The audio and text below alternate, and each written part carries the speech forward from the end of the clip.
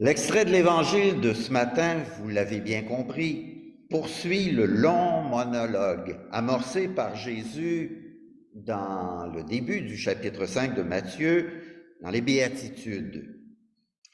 Jésus est reconnu comme un thaumaturge, guérisseur itinérant, hors du commun.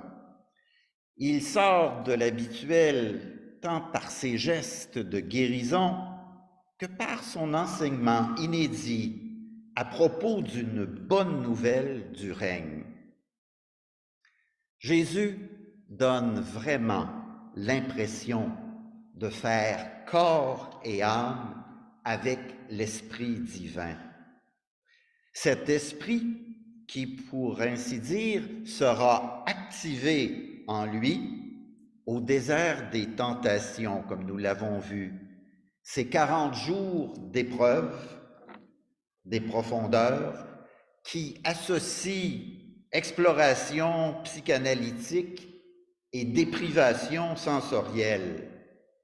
Traverser tout cela par un frisson et une puissance sacrée.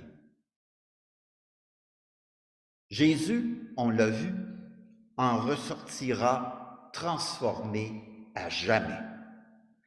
Délaissant une existence qui serait autrement centrée sur lui-même, sa vie sera offerte totalement pour le service, pour aider les autres, même là où ces autres ignorent en avoir besoin. Il est porteur de salut, de guérison, par des gestes efficaces de bienveillance, par des paroles incisives à propos de la vie sociale, morale ou religieuse. Il fascine les foules, il intrigue et bouscule ses auditeurs, ceux d'hier comme ceux d'aujourd'hui. À flanc de colline, nous pouvons presque le voir, nous aussi, et entendre clairement sa voix retransmise jusqu'à nous par la tradition biblique.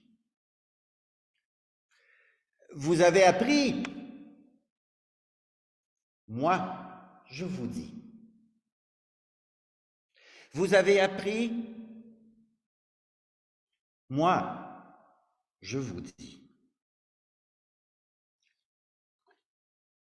Je suis sûr que, tout comme moi, vous ne pouvez que reconnaître l'effet décapant des propos de Jésus sur notre échelle de valeur et sur la cote de performance que plus ou moins consciemment chacun de nous s'attribue quant à sa conformité à la loi divine ou naturelle, comprise et traduite par les attentes des institutions sociales et religieuses. J'en ai abordé quelques-unes, celle du texte, c'est pas moi le texte, on parle du meurtre, d'adultère, de répudiation, de divorce, de parjure, et on aurait pu continuer. Je vous laisse le soin de lire la suite à la maison. Évidemment, comme disent les maximes, il y a loin de la coupe aux lèvres et l'enfer est pavé de bonnes intentions. Les adages sont un peu comme les selfies, les autoportraits qu'on réalise, qui nous révèlent tout à coup, en y regardant bien, l'écart vertigineux entre l'objectif visé et ce qui est réalisé de fait. Alors, de différentes manières, on essaie de se réconforter. Nous nous berçons d'illusions et nous cherchons souvent, subtilement ou pas trop, refuge dans un édifice de prétention, d'apparence que nous construisons pour tenter d'apaiser notre conscience et nous permettre de continuer notre petite vie sans véritablement changer les choses en profondeur. Vous avez appris? Ben oui, on a appris. De génération en génération, jusqu'à cette heure, nous avons appris. Dans les livres, dans les traditions, par toutes sortes de maîtres, de gourous, d'enseignants, par nos parents, par nos institutions. Et plus, nous avons appris aussi par ce qui n'était pas dit, par ce qui est caché, souvent inconsciemment, mais d'autant plus insidieux. Nous avons appris préjugés, racisme, sexisme, compromission, négligence et culpabilité historique des collectivités auxquelles nous sommes associés, que nous avons entériné, contresigné et trop souvent répété personnellement. Vous avez appris, moi, je vous dis. Jésus fait la rencontre de l'Éternel et le proclamera dans les catégories de la religion juive, dans laquelle la référence à la loi, à la Torah, dans son sens le plus englobant, est omniprésente. Non seulement Jésus répond aux exigences écrites, mais il va bien au-delà et exhorte toutes et chacun à le faire. Et il démontre ainsi que les accusations de laxisme à son égard sont non fondées. Et il sape du même coup les constructions orgueilleuses et dérisoires de toute auto-justification, de toute prétention à mériter, à gagner le salut. La foi de Jésus, son expérience spirituelle radicale, est prophétique, c'est-à-dire portée par un souci constant de revenir à l'essentiel du message.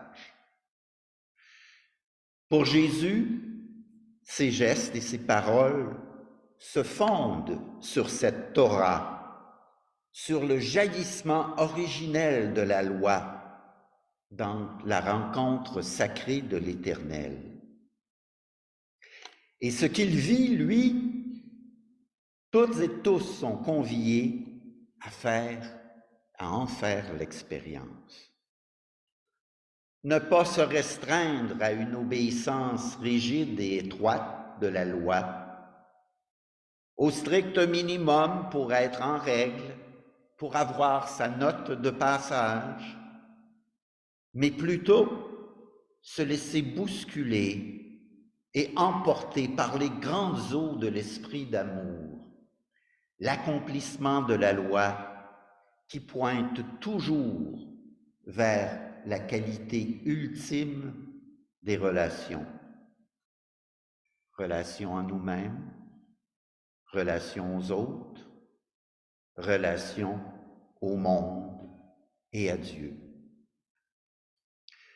Mais pour cela, il faut faire et être dans la vérité. En effet, dit la lettre de Jacques, observer toute la loi et trébucher sur un seul point, c'est se rendre passible de tout. La tentative de bâtir sur notre propre justice, sur nos mérites, sera toujours une construction de notre petit moi charnel, un édifice de prétention qui s'écroulera inévitablement.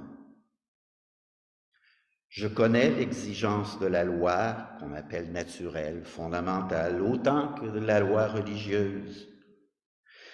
Je peux essayer de sauver les apparences à mes yeux ou aux yeux des autres, mais on ne se défile pas sous le regard de Dieu face à la transparence du sacré qui vient à notre rencontre dans la personne de Jésus. Dans la lettre aux Romains, Paul faisait ce constat.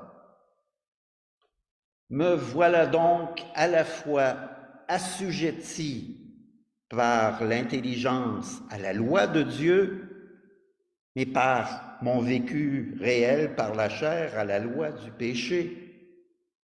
Malheureux que je suis, qui me délivrera de cette condition qui appartient à la mort? Grâce soit rendue à Dieu par Jésus-Christ, notre Seigneur. Ce dernier cri, c'est un cri d'action de grâce qui devient pour les disciples du chemin de Jésus, pour vous et moi, le moment charnière de notre libération. Comme je l'ai souligné au début du culte, si la loi fut donnée par Moïse, la grâce et la vérité sont venues par Jésus-Christ. Les Écritures témoignent de l'impact de cette expérience de rencontre du Christ. Contact personnel mystérieux, intangible et pourtant ressenti comme bien réel, qui transforme notre regard sur le monde et sur nous-mêmes, la vérité, qui nous guide hors des ténèbres d'illusions où nous sommes empêtrés et nous fait sortir de notre nuit. Nous perdons pied, notre moi en apparence est déstabilisé, mais c'est une chute rédemptrice car elle nous oblige à ne plus chercher dans nos propres efforts l'affirmation de notre valeur, ni, selon les résultats, notre dignité. Car voilà la grâce venue avec la vérité par Jésus pour notre salut. C'est là que tout s'accomplit dans la loi. Moi, je vous dis.